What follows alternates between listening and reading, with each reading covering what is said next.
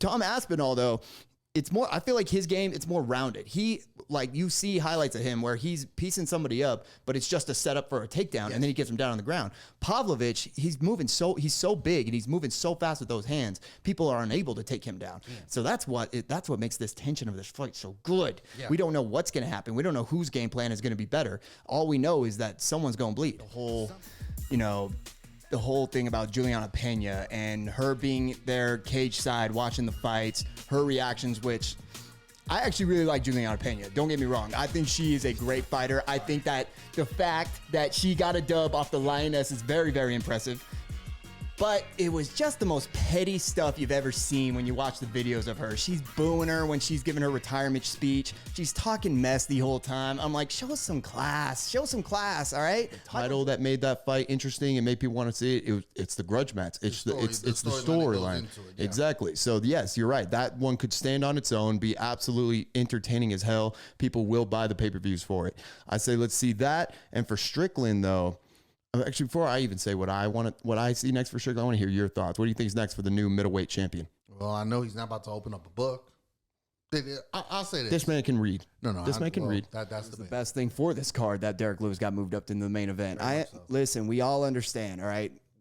When you put Derek Lewis fighting in Houston in his home turf, he's not going to do as great. But anywhere else, this boy is must-see TV, all right? Dropping the shorts. Let's not even talk about the post-fight antics. Let's talk about the fight itself. This boy got him out in what, 30 seconds? Just over 30 seconds. It was absolutely phenomenal. And then a flying knee at heavyweight at that size. That was gorgeous. He had a career much like Glover Teixeira. And these are the storylines of the UFC that I love.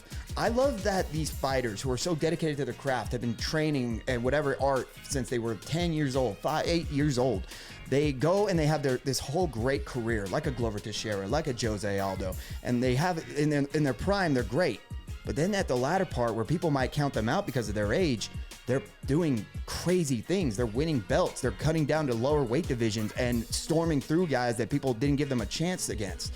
It's inspiring to see, especially when you think about the work it takes to not just fight in the UFC, but fight on a title performance. Yeah. To be able to put out performances like that and go against killers. Like he was going down. Doing Diaz antics as usual. It looked just like what happened when he fought Tony Ferguson in that last fight. Yeah. It was just kind of a lot of, what are you doing? At least he won that fight. At least he won that one. But, it went out the way it did, and I'm happy for Nate. I don't think Nate really, like, what did Nate say right after their final weigh-in? He said, hey, guys, no matter what the outcome of this fight is, I can't do the accent as good as you, but no matter what it is, just know this guy still can't fight. I'm actually happy we're going to get this. I'm happy because Dricus du Plessis, say what you want about the man, but when it comes to the business of the UFC, you can't, especially after what he did to Robert Whittaker, you can't turn the man down. You can't just turn around and give the title fight to Khamzat Chimaev. I don't care that he beat Kamaru Usman. I don't care if he had beaten Paulo Costa. Dricus du Plessis did something to Robert Whittaker that no other middleweight has been able to do outside of Israel Adesanya. Ciryl Gane, Bruce Buffer, Dana White, we all have one thing in common. We all got boned, all right? We got boned thinking we were going to see a crazy fight. We got boned thinking we were going to see a high level of competition. No, we had John Jones just walking his ass in after 3 years of inactivity, after joining a division for the first time ever, just for Ciryl Gane to tap with absolute fear in his heart and his eyes. Sickening. I'm sick. Just do me a favor, man. Don't say we got boned. We got boned. We didn't get boned. We got boned. We didn't get boned. You got boned just the same time I got boned. Whoa, hold on. I didn't get boned. I was in an interview with Ariel Helwani, and he did mention, which I've been waiting for him to mention. I've been waiting for Jake Paul to say something about it. Is it a possibility we see him and Floyd get in the ring? Don't you sleep on that. Don't you sleep on that. Jake, hey, Floyd is still out here with a fresh hairline, all right? He's looking good. He's still out here doing exhibition fights. Hell, you got beat by the big brother who's a scrub in the boxing ring. Go take on little brother who took Chandler to not fight Islam and fight for the belts because he's waiting for Conor. Yeah.